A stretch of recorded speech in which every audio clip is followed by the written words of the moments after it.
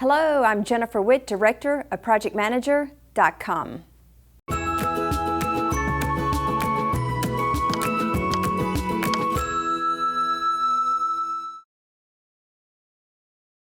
Well, welcome to our whiteboard session today on 9 time wasters that can kill your time management and derail your project.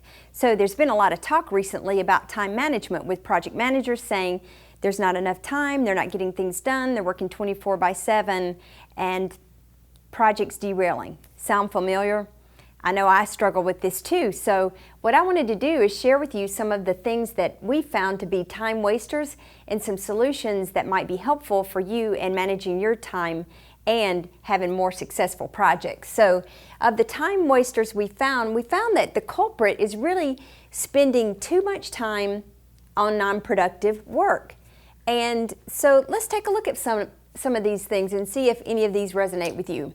So I know for myself, this is the top one for me, spending too much time on the internet with email and social media. For those of you who may have seen, I'm very active on many of the social networking sites and many of the project management groups. But on the internet, a lot of times when I'm doing something, doing research, I go to the internet and I may Google something, and one thing leads to another.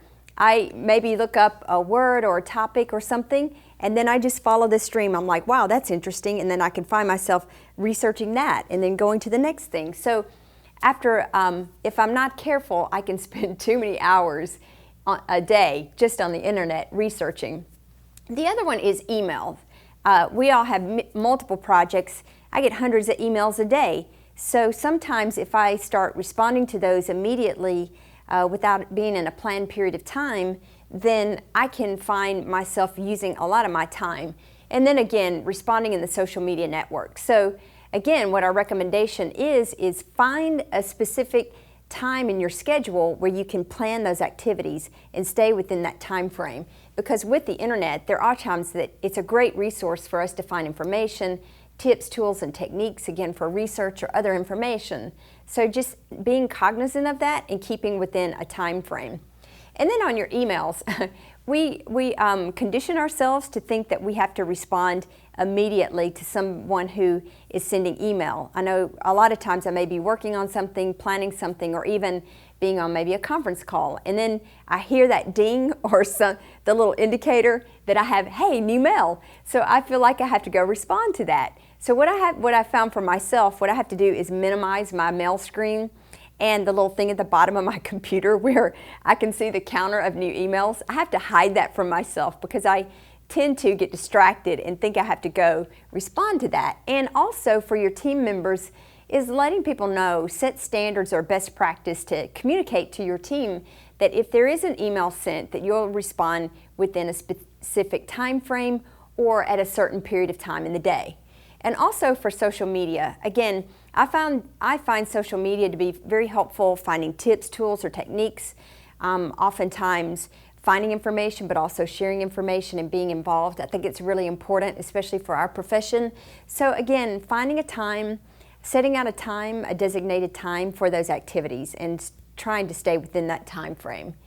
The other is distractions. Distractions meaning whether it's an office environment or if you work from home. So the office environment could be, many times people are working in open cubicle areas. So people tend to drop by your desk and think that they can just chit chat, or they may just drop by and maybe delegate more work to you by stopping in at your desk. So having a policy on when people come through to your desk and want to camp out, and also having a best practice of letting them know and being able to set boundaries and let them know that you're working on something important, that you'd like to schedule a time. What I do is I ask people to go schedule a time on my calendar, and then that way, if they need to meet with you or just chit chat, that sets the precedence and you on your schedule at that point.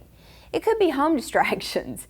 I travel a lot, so sometimes when I'm back in town, I may catch up on work from home and work from home. So my home distractions may be, here in Atlanta, it's springtime, so I may decide my roses need to be watered or they may need to be trimmed, which could lead to other work in the yard. Or it could be that I find some project around the house, which then I later find myself, wow, okay, well, I've spent my day with projects around the house, and then I find myself working till midnight catching up with my real work projects.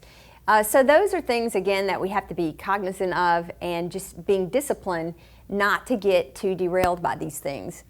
Then calls. It could be work calls, unplanned calls, or people calling you at your office for personal calls.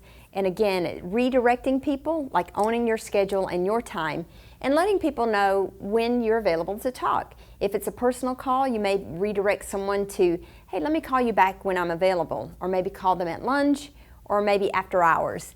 Same thing with work calls. Have people call in or go on your calendar and schedule a time for a call, because it's very important, and these things can run away with your time. The other is unplanned meetings. It's probably one of the biggest things project managers struggle with, because there's always an impromptu meeting or a crisis going on, or someone wants something of your time, and they drag you in as the project manager into unplanned meetings. And again, this is where the project manager has to own their calendar and let people know that you are working on something, and have them go schedule an available time. If it's something critical, then you've got to do your own project management to reshuffle things. But it's important for you to own your schedule, and so that you're not multitasking and overlapping and overcommitting yourself to things and not getting things done. The other is the propensity to please others. So whether it's a deliverable, maybe you try to have that perfect document, so the perfectionism kicks in, so you're afraid to send something out because maybe you don't think it's going to be pleasing or enough information, so you keep working on it. Or if someone calls to ask you to do a favor, you want to please them, so you say yes, and then you overcommit yourself. The other is extraneous on and on. When you're communicating with people, whether it's talking on the phone, whether it's writing a document, or communicating in one other way, by extraneous on and on. You know, the more you can condense things, the less you can say. Less is actually more in most cases. The less you can say, it can be more powerful. So being pithy in your responses and being short, clear, and concise. Because the more you go on and on, the more time it takes. The bright, shiny object. So I don't know about you, but if I have to keep my working space clear, because if I have little stacks of things or other projects, if I look up, I may be working on something, and then there's another stack that I decide, oh, I need to be working on that stack. And then I work on that for a while, and then I'm off to another project. Or maybe someone comes in or calls with what we call the bright, shiny object, and you lose focus, you lose track, and you lose time on those bright, shiny objects. So it's being cognizant of that. And if you have to clear your workspace or put yourself in a work environment so you can focus, then you have to own that and see what works best for you. Then administration. Whether you're a full-time employee, a contractor, or a consultant, there are still things that we are required to do on a client site or a project.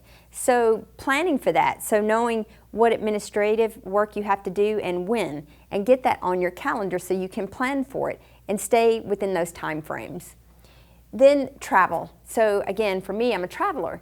So I spend a lot of time just trying to get to point A and point B. And so that, again, is a lot of non-productive time. So what I try to do is I try to make accommodations and travel so that I can be more efficient. Number one, if I can travel business class, then I've got a bigger workspace where I can take work, my laptop or writing or anything I have to do, and take advantage of that time. For those of you who are travelers, there's the Sky Clubs where you can go while you're waiting between flights, or for those of you who may be traveling on like a MARTA system or a train system, again, using that time to work. And then for me, I like all of my electronic devices. I have my iPhone with my calendar, I have my iPad for certain applications, and then I have a laptop. So being able to be as efficient as you can while you are traveling. So these are some of the time wasters. These are some of the tips that have been helpful for me and our team. And just a reminder that these small inefficiencies of these time wasters really add up. They can add up, that kills your time and your time management and can derail your project. It's the biggest complaint when we go in and look at teams, and specifically project management activities. We find that these are some of the killers. So what are some of the solutions? Number one, being disciplined in scheduling yourself, having your own boundaries, knowing the best way that you work and operate more efficiently. Number two is setting priorities according to your project and things that you have to get done, sticking to those priorities and focusing on getting them done. And then number three, having the tools available for you to establish efficient work processes.